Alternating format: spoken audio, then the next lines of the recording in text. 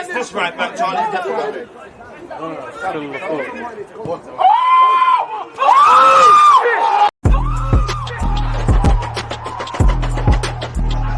There's always just that active red line defenders. I think it's like.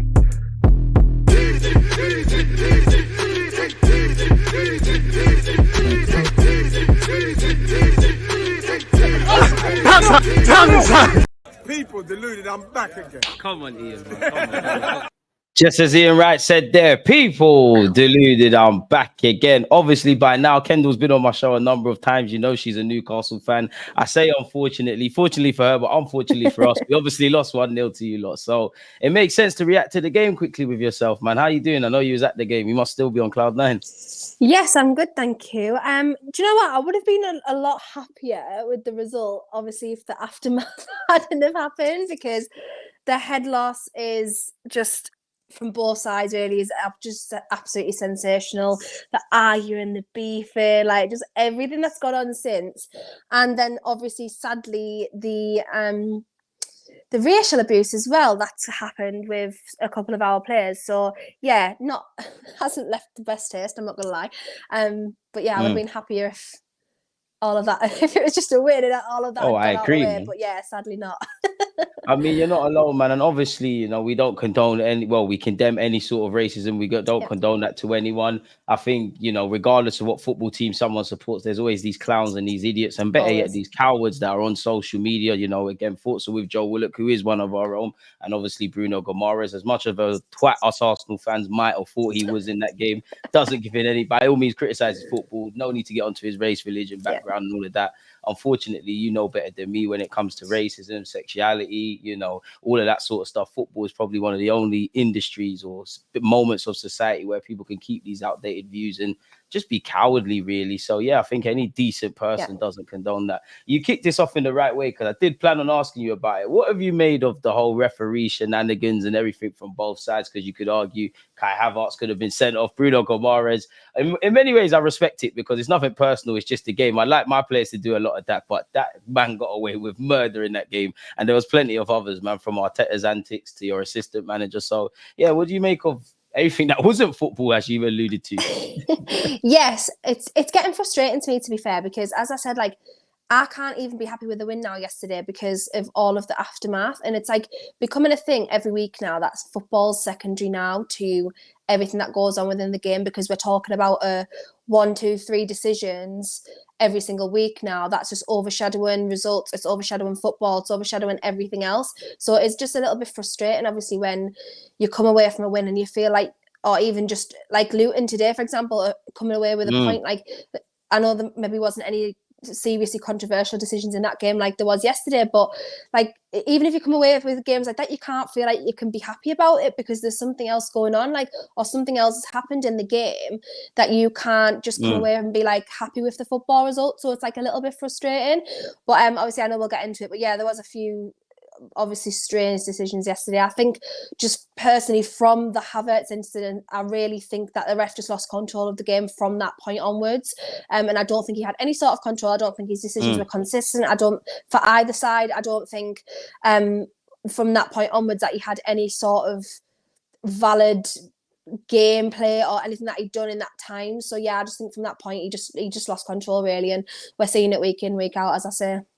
As you said, you're seeing it week in, week out. Do you have any confidence in the standard of refereeing being improved, or better yet, being consistent? Because whether you believe or I believe Kai or Bruno or the goal or any of these things should have stood, I think you would agree, and everyone, that these same incidences will happen in other games with different outcomes. Now, I've always told my subscribers not to be a conspiracy theorist, but I just think when you look at the money involved in the game and the amount of people in high-ranking jobs and the margins for victory and things like that, and I don't like to refer to football as a business or as an entertainment package, but it is that. I personally think with all the money in the game and all these experts, I don't think there's any coincidence that this system is in place. I think they've actually wanted it to be like such, and it adds to it. Me and you are speaking about it, all the media platforms, everyone down the pub is speaking about it. So do you have any confidence in there ever being consistency, or is it a thing where literally, you know, it's gone against Arsenal this week, it might go for us next week, or vice versa in a Newcastle regard? Yeah, absolutely. Like even I've seen this season alone, like stuff go against us. Like last season specifically, it was quite bad for us last season. I think about 4 or 5 games in a row, we had some game-changing decisions. And obviously that's speaking from my point of view because that's the team that I watch the most. I know everyone else probably literally everybody in the league feels like that aggrieved at some stage about the decisions. I have no confidence whatsoever. They had an opportunity to put in place semi-automated technology for offsides, which they refused. The clubs also refused that, which I thought was very odd. I don't see, because then it just leaves less to complain about. If you've got automated technology, it leaves you far less. It's Yes, just less margin for error. Yeah, less to moan about because you then can't blame somebody else. It's technology, and I know everyone was saying it was due to like the margins either side of like how far offside you can be. But I mean, it's a computer. It's AI. We're so far advanced as like a society. There's no reason why you can't reprogram amen. that to like work in our game. There's just no reason. We've seen it in La Liga, we've seen it in tournaments as well, that it works perfectly fine. So yeah, they had a chance. It's obviously because they want to be in control, they want to have the decisions lay at their feet, which is strange to me because why would you want someone questioning your every move every week? Anthony Taylor's just been demoted to the Championship because of the decision that he gave the penalty when we played Wolves last weekend. So it's just going to keep happening. So I don't honestly see why you would not then take responsibility out of your hands. I've said it countless times, like honestly, till I'm blue in the absolute face. I've said it a million times. The technology was brought in to avoid errors like this. You have countless replays. And now we have you any have more? tools. We just have more. Yeah, you have tools at your disposal. Every single tool you could think of. You've got 100 million replays as many times as you want. You've got time on field to sort it out. There's a referee on field and 6 officials in the VAR room. There's a 4th official on the pitch. There's 2 linesmen. There is absolutely no reason why you cannot be given them tools to make the correct decisions. Therefore, it's obviously not the technology. It's the people that's using it, and that's the problem. And I don't have any faith in this league and this country to produce referees, because time and time again they're producing ones that are not good and they can't use the technology properly and can't make decisions, and there's too many grey areas within decision making and within the rules so that we're not seeing consistent decisions every week. And it's genuinely starting to annoy me now, because I just think, as I say, it's becoming like a secondary thing that we now can just go off and enjoy a result because there's just decisions being spoke about every single week. So yeah, it's just really annoying to me. Obviously, I mainly watch the Premier League, and I know everyone's got VAR, and I'm sure there's VAR controversies in other countries, the Italies, the Spains, etc. But I know you watch La Liga a lot, and again, I'm an ignorant Premier League primary viewer. It feels like every week there's something with the Premier League. It feels like their things are kind of spaced out. I know at the World Cup, I actually think it worked quite good, but there was some controversial moments. So why do you think it's, there's more drama in England essentially versus other places? Then does it kind of go back to human error? Is there something where they're doing that we're not? I don't know. Yeah, do you know what? I can't really pinpoint it because I think it is human error, but I do watch the league a lot. There is obviously controversial decisions there. I've seen a lot of like very crazy decisions, but it doesn't feel as frequent. It's not every single week where you're sitting wondering what's happened and complaining about a decision. Well, I don't feel like it is anyway, but I don't watch the league to the extent of the Premier League. I watch Atletico Madrid and like the main teams, but I don't watch it obviously as extensively as the Premier League. But yeah, I just feel like it's much more efficient in these countries. The decisions are made much quicker. You're not seeing like absolute farces on the pitch all the time. It's just ridiculous. And I just think it's a mixture of the fact that I don't care what anyone says, and I completely agree with you. There is corruption at some level. There is decision making that is being made behind the scenes by these people, which is why they don't release audio week in, week out, which is why they don't let us hear what's going on in the check. They only let us know that there's a check going on and give us a replay. We don't hear any audio or any discourse between the referee and the officials in the room. And that makes me wonder, because why it works so well in rugby is because you hear every single decision that the referee is making on the pitch. Yeah, the transparency is there, and it's not within football for whatever reason. And I don't know. And obviously, this is all allegedly because it's just my opinion. But I just think it's because they want the control and they want to be able to not make decisions to go their way, but sway decisions and make a game pan out in the way that they want to have control over. So that's what's frustrating to me. I just wish there was transparency, and I don't know why. I understand clubs being upset, and I understand clubs giving out statements, but I wish we could all just come together as collectively, because it's happened to all of us at some And will stage, happen and again. just fight. Yeah, it'll happen next week. Oh, well, probably tomorrow. Chelsea and Tottenham play tomorrow. We'll be watching that tomorrow, Definitely and be there'll be a something in a decision game there, like and that. we're like, what the hell's happened? It's just like, that's what you're going into a game now worrying about the refereeing, which should never ever be a thing. Before it was fine because you didn't have VAR there to literally just highlight the mistake you've made. Like, if you made a mistake, you made a mistake, and you only found out post-match because you watched Match of the Day or you watched a replay or anything like that. Now you've got the tools at your disposal to not make that decision, and you're still making the wrong one. So it's like it's just utterly frustrating to me, and I hope one day clubs can just kind of put rivalry aside or whatever it is in the way and just come together and just ask for more transparency within VAR, or they're going to ask to scrap it. It's as simple as that. Because it's getting really silly now. It's getting beyond a joke. I'm with you with that. I think everyone should just come together for the greater good of the game. But I just feel like, kind of being a conspiracy theorist, I think everything's kind of in place in the way it is. So I don't think there'll be anything. Like, I know all fans, we moan about decisions. We feel hard done by some more than others. As an Arsenal fan, I'm not gonna lie, I do think we behave like the boys and girls who kind of cry wolves, and we kind of cry about every decision to the point where sometimes when we have legitimate reasons, it's not taken in. But I do think, not really isolated to the Newcastle game or fixtures against yourself, but I do think there is somewhat of an agenda against us. Don't get it twisted. It didn't go our way on Saturday. There has been times where I've looked at it and gone, you know what, fair enough, really and truly. I do think you indirectly kind of thought-provoked something within me in that, you got Spurs and Chelsea on Monday. Obviously, Newcastle and Arsenal isn't quite a rivalry like that. It's an intense game, especially the last few fixtures, home and away. It's very physical. But I don't know where you stand on it. I'd like to ask you, and I don't know how it would make sense, but do you think you need stronger characters to ref a game like that? Because obviously you lot are trying to challenge what you're trying to challenge. We're trying to do what we're doing. It's two good teams with good intentions and things. It's going to be physical. It's going to be leery. There might be, a yellow card's a yellow card, for example. But in a Newcastle Arsenal game, there might be some things you should just let go, that in another game, you might, put warnings and things in place. Do you think they need stronger personalities in that regard? Yeah, I think so, because they've got to go into a game understanding, kind of, as you say, like the context around that game. Because as soon as we see referees, some will let a team surround them and then just say go away. Other referees will then hand out yellow cards for the exact same thing.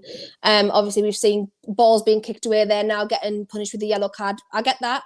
Some people are getting punished for time wasting with the yellow cards. Others That's why we've got 100-odd minute games now, more or less. Yeah. So it's getting to a point now where you just got to have this consistency, and no matter what, because we employ English referees, Jared Gillett aside, because he's Australian. I think he's Australian or whatever, Australian or New Zealand, something like that.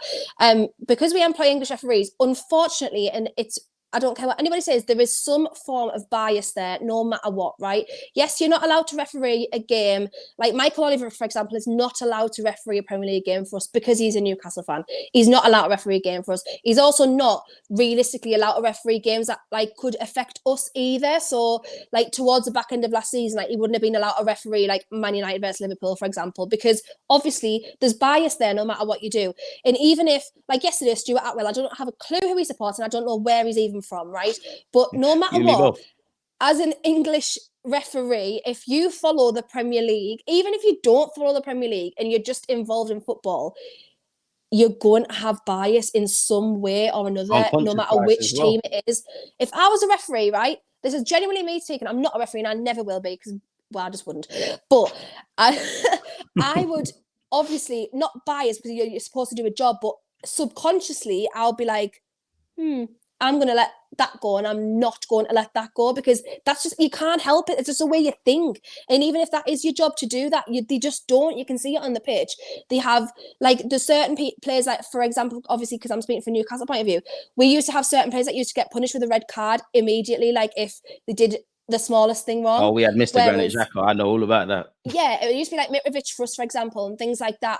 But other players will get away with things like that. So you're always going to have a bias, whether it's team, whether it's player, whether it's, I don't know, nationality. You're going to have a bias somewhere along the way. So for me, I would actually like to just see them start gradually phasing in more foreign referees who don't necessarily have that bias, or maybe the subconscious bias against relative players in the league. So I would like to see that a little bit more, just to see if that improves the levels of decision making or improves the on-pitch things. But you definitely, something needs to be done, because it's just, as I say, it's just getting really, really, really silly. It was silly last season, but this season, it's every week now. Every week, there's something wrong to talk about in several games. It's not just one decision. It's 2, 3, 4 every single week that are game changing. And in reality, this could get decisions like that can affect teams, especially like relegation battling teams. Because if you go down because a goal stood against you that should never have stood, but And you get an did, apology. yeah, you get a little single apology. But you're gone. People have All right, just great. lost See you later. jobs. You're not in the Premier League anymore. And what they're going to do then? They're not going to say, "Oh, we'll invite you." It's just not going to happen. So it is affecting games now, and it's getting very, very, very, very, very silly.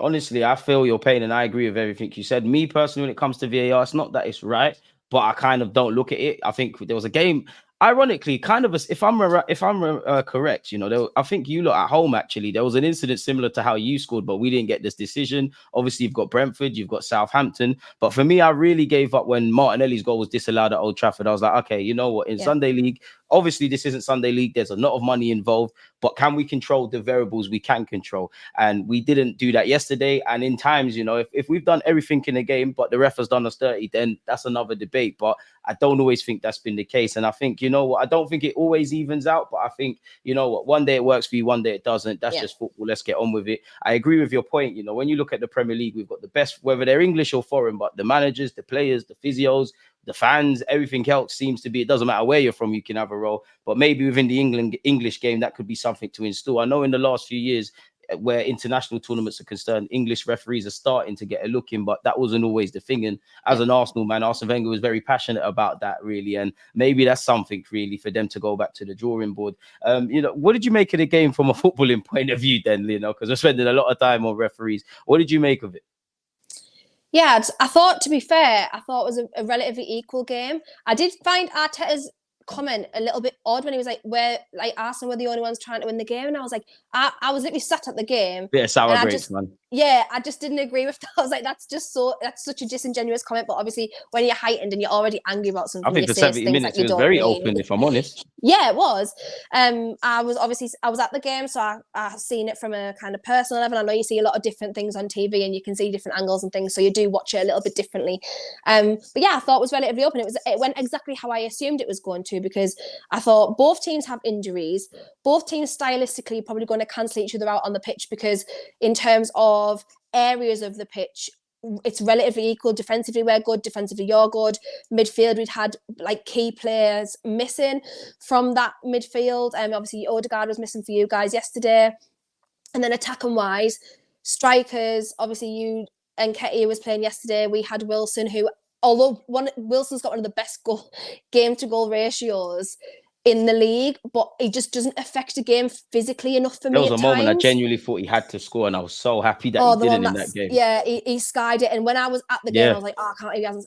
Honestly, I was like, I can't believe he hasn't scored. I thought that was us done before. Genuinely annoyed the life out of us. But when I've watched the replay, Dan Burn was obviously offside anyway, and then Saliba, it actually deflected off Saliba. So I think Saliba actually did a really, really good job of it yesterday.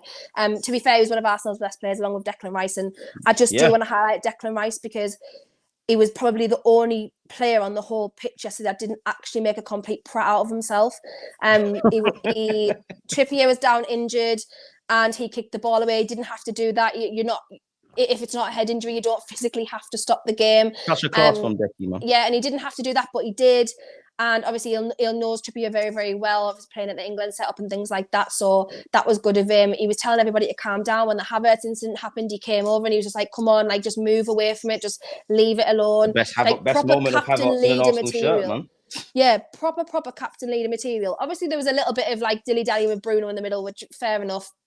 That's going to happen through the game, but I just did think it was a touch of class yesterday, and it just matches how he is as a player, because I just think he's I rate Declan Rice so highly, and I cannot express that enough. I've said it a million times. Obviously, when it was all floating around for Caicedo and stuff in the summer, and I was like, I would rather Declan Rice play for my team. You said that on a show with me, so yeah. I think I've said it a million times. I think he's just brilliant. So yeah, he was brilliant yesterday. Him and Saliba were fantastic yesterday. I thought we did really well to stifle Martinelli and Saka, because the problem that we had last time was Saka and Odegaard played very, very well, and they just utilised the space. We gave you guys far too much space at home last time, and we really did stifle. And there was a couple of stats on Match of the Day that showed like the difference in Saka throughout the season in terms of like attacking percentages and things like that.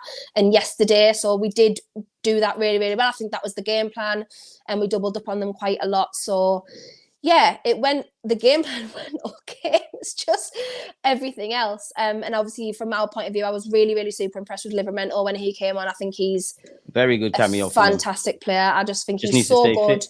Yeah, I hope he does stay fit, because honestly, he's going to be so key for us.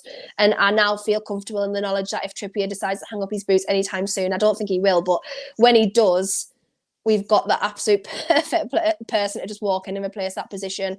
I think he's brilliant. I thought Joe Willock, when he came on as well, phenomenal. I'm just so happy for him, because like obviously he's had a lot of time out. He had a really tough season, not last season, the season before, when we signed him permanently. He said he was just super, super homesick, and he like really, really struggled with his mental health when he left Arsenal. But he's obviously so happy now, and yesterday was brilliant for our goals, obviously a talking point, but for the goal he was brilliant and he did fantastically. So yeah, happy from us. But you know, as I say, it's just overshadowed by everything else that went on. But from a tactical point of view, stylistic and gameplay, I was relatively happy with how the game went, but I thought it was pretty even and equal, to be honest with you.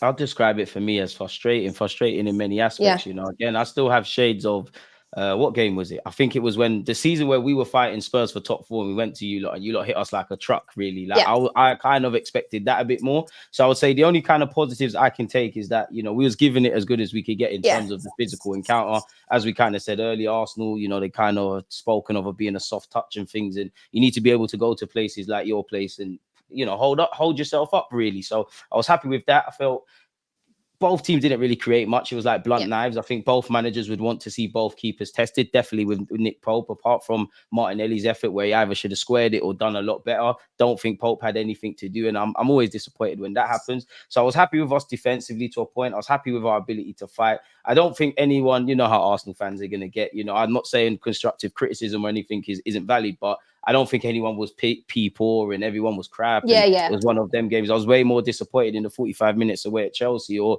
you know, the game against West Ham United midweek. So I think that was good. I think it's kind of, regardless of the fact that, you know, we put 5 past Sheffield United or 4 past Bournemouth, and we've got 28 Premier League goals, and we got 80 last year. I still think it's a question of us in terms of chance creation and conversion. If you don't create, you're not going to score. And I do think, you know, I have to give credit to Eddie Howe. We knew you was going to be up for the fight. We know he's a bit of a tactical genius as well. I did like the way Gordon and Almiron tucked in as well to kind of double up against Saka and Martinelli. That was also frustrating, because as much as I give Eddie Howe credit, you know, you don't need to, not to discredit him, but you don't need to be a genius to know that. That's kind of something that's kind of been at Arsenal. You know, if you lock down Zinchenko, you lock down the wingers, there isn't too much. I am a bit more frustrated as well because of the squad we kind of had to put out. Yes, injuries affect everyone, but squad depth, again, I don't think Havertz was the worst player on the pitch, but this has been his best week in football, and really and truly, it's nothing to scream and shout about. His best moment in an Arsenal shirt, you know, from starting the game, was getting 3 of your players booked. So we're still in the same issues with that. I don't think Jorginho was poor, but evidently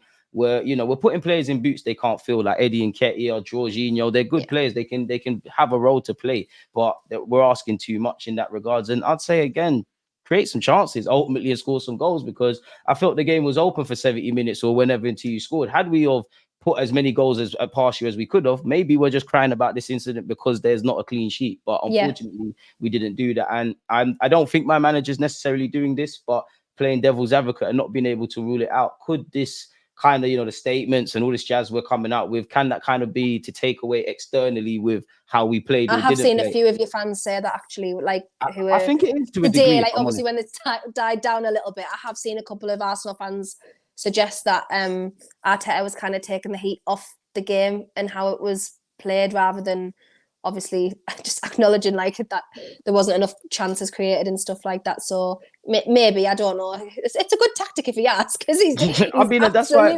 I'm with it, man. It's worked. I'm with it because I can't. That's one thing I like about Arteta, but don't like, because there has to be kind of balance. You know, do the woe is me thing, create the siege mentality internally. I don't think he's going to sit there and say the same things he's saying publicly. He'll tell them to create chances and things, but also think that's something he needs to unlock. You know, I know he's not Arsene Wenger, but Arsene Wenger didn't just have us playing football with the Cesc Fabregases, the Nasris, and all of these players. We had some, you know, bin juice footballers playing some very good football. So Arteta, it does look a bit too scripted. Obviously, Kai Havertz, there's a big goal, a big gaping hole in our midfield. You know, big up Declan Rice, but he's the only one that's, you know, really got longevity in the middle of the park. So it was more the same, and ultimately, it's a terrible reaction. Again, from the cup game, and I know we've beaten City, but you know, you look at Newcastle, you look at Chelsea away, you look away, you look at Spurs. We've shot ourselves in the foot. You know, some of these games we ran away with something and did better in some periods, but ultimately, these are grounds that ultimately you want to win that, in it, really and truly. And it just shows we have this element of, I don't really think it was necessarily in the Newcastle game, but self-capitulation, and we just need to be a bit more street smart. Like that goal, fair enough. You know, we can debate whether the ball should have went off, whether there's a handball, whether there's a foul, whether there's an offside. Prevention is better than cure. I don't know or like the moment that led to that and how we've kind of switched off, because we did something similar at the Emirates. I can't remember if it was Son's first or second goal. I think it was his first, where the ball's kind of gone out. Saka and Benjamin White have switched off. And that kind of happened in that game. Like, you would have seen it live. Like, there's about 5 players just switching off. Yeah. I don't think Raya's made the best decision. He's kind of half flapped at it as well. So it's, as much as I think we've defended better, it's those moments like we should have at least walked away with a point. On the balance of things, just because I can remember when Gordon got in the final third and his touch let him down, and as we alluded to, Wilson skied it. Martinelli probably had our best chance. If you go by that, you probably should have won 2-1. But I think that performance, we should have walked away with a point, really. But I think you would have had to have. I think genuinely, when you watch it, a point probably would have been fair. As you say, on the balance of play. And I think you've alluded to something there for our goal. When your players thought it was out of play, they stopped. Play to the whistle. You're taught that in Sunday League. That's frustrating to me as a football fan. Very frustrating. A couple of years ago, always stands out to us, and I don't know whether I can't even remember whether it was in the Premier League or the Championship, when we were in the Championship. But John Joe Shelby, he didn't hear the whistle and went and it got blue offside, and he went and scored because he didn't actually physically hear the whistle. But then when it came back, obviously they were like, no, it was offside. But then it must have been when VAR came in, so it must have only been 2 years ago. And the goal ended up standing because it actually wasn't offside. And that always sticks to me now, because I think if he hadn't have done that and he had heard the whistle and he'd stopped, then we would have just not had that goal. So you wouldn't have done that, If I was any sort of, like, if obviously I'm a football fan, if I'm a fan and I'm watching my team, you absolutely categorically have to play until the whistle, or until you hear it and think, because there's no point in just stopping when that could have happened. So that always stands out to me when I think about stuff like that. So that was a little bit, obviously not annoying for me to look at, but it was annoying if I was looking at it from like a fan point of view and like a football point of view. I think that's frustrating. It's just the basics, isn't it? The complete not a basics. You don't just stop. And that's the jarring thing. It's like, I'm not being funny, but it's a fairly balanced game. I'd say for the neutrals, it wasn't entertaining in terms of quality, but in terms of handbags, and it's end to end relatively up until you get into the final third. I think we've got to manage those sort of moments. And I think a lot of that is down to Arteta, because you're the manager. If I praise you when it's going good, I have to hold you accountable when it's going bad. But just be a bit more street smart. As you said, if we play to the whistle, that ball don't go into the box. We both walk away with a point and a share of the spoils, but we didn't. So, it's been a terrible month, really, this opening month of November for us, man. We're going to have to keep going. Obviously, it's Champions League now. We've got Sevilla at home. Obviously, I hope we win that. You lot have Dortmund. What do you make of your Champions League group stage prospects? Because surely if you get a point or 3, you're laughing. You're into the next round. It was a group of death, just not for you lot. Yeah, it's going to be...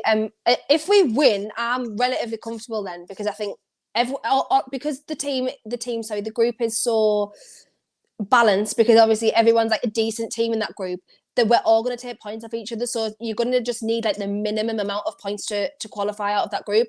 If we beat Dortmund, I'm not saying we will, but if we do, because I think the game at home was utterly frustrating for us, because it was 1-0.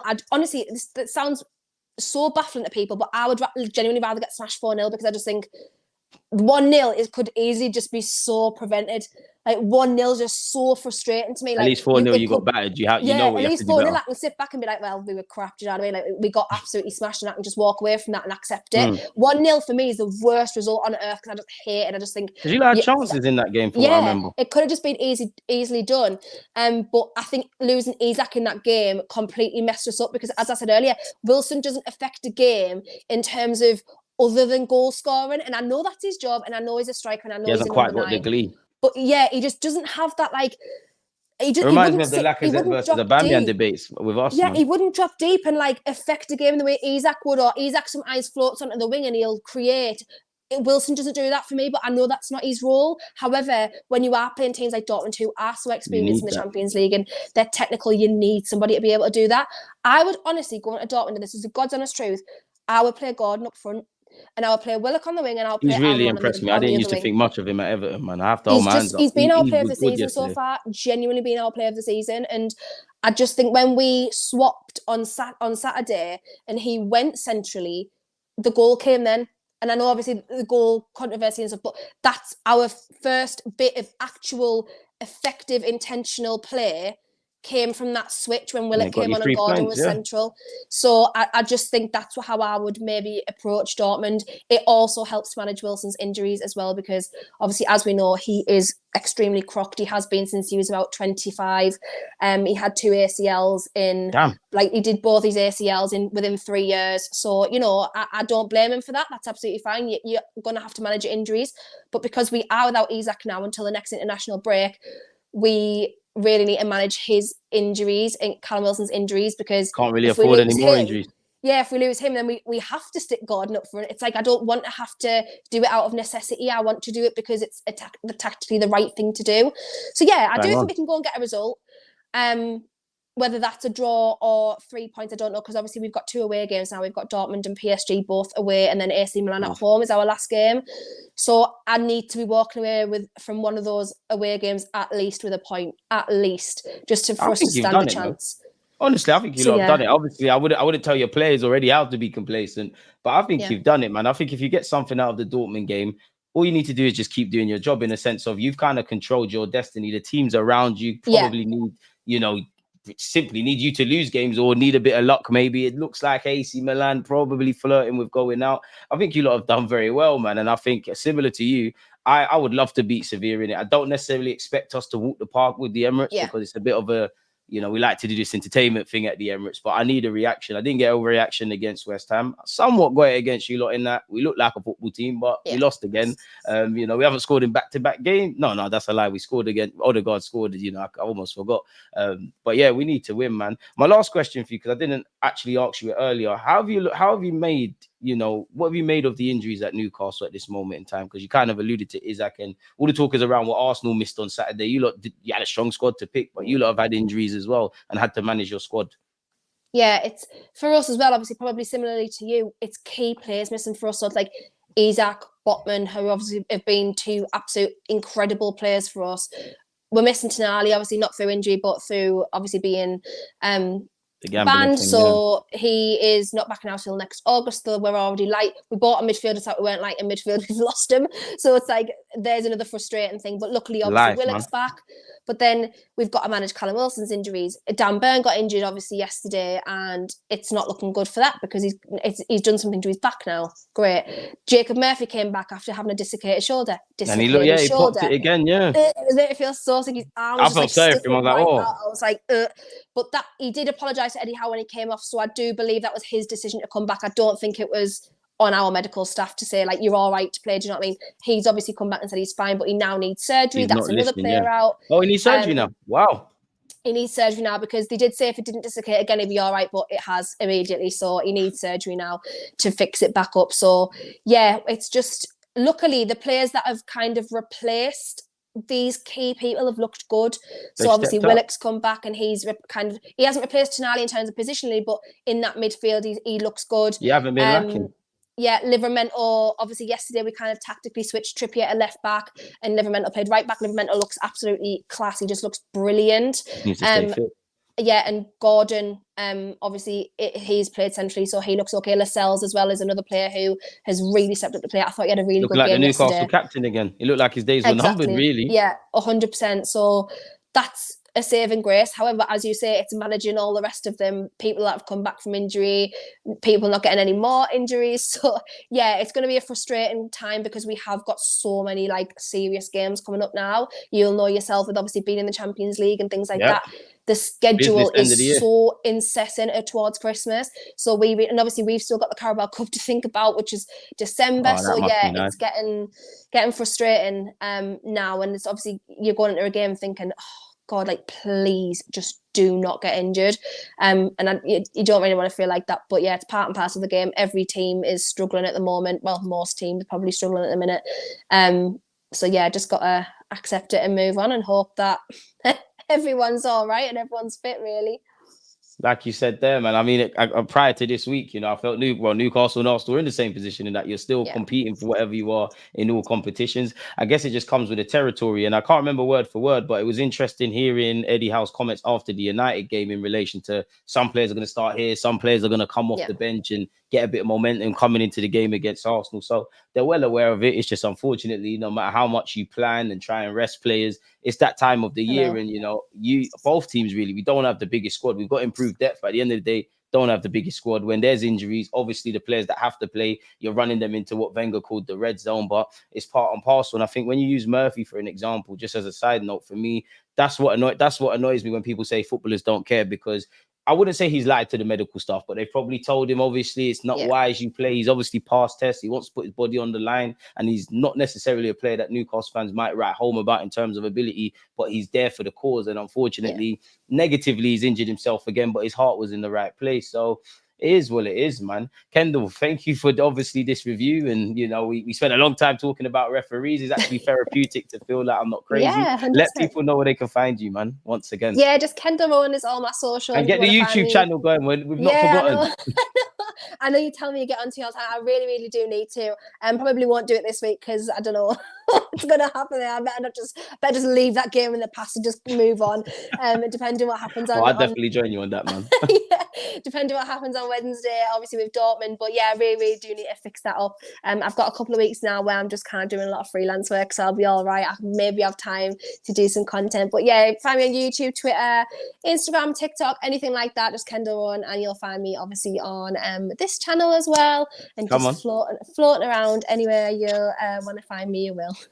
You heard it from the lady herself, people. Again, please go on her social medias and keep at her and telling her to get her own YouTube channel. Drive her crazy to the point where she has no choice. But yeah, let you enjoy the rest of your night. Thank you for chopping it up with me in relation to the game. You lot make sure you're following her on the socials. Hit the like button, comment, and subscribe. And until we meet again at the Emirates where we can try and get revenge, man, let you get out of here.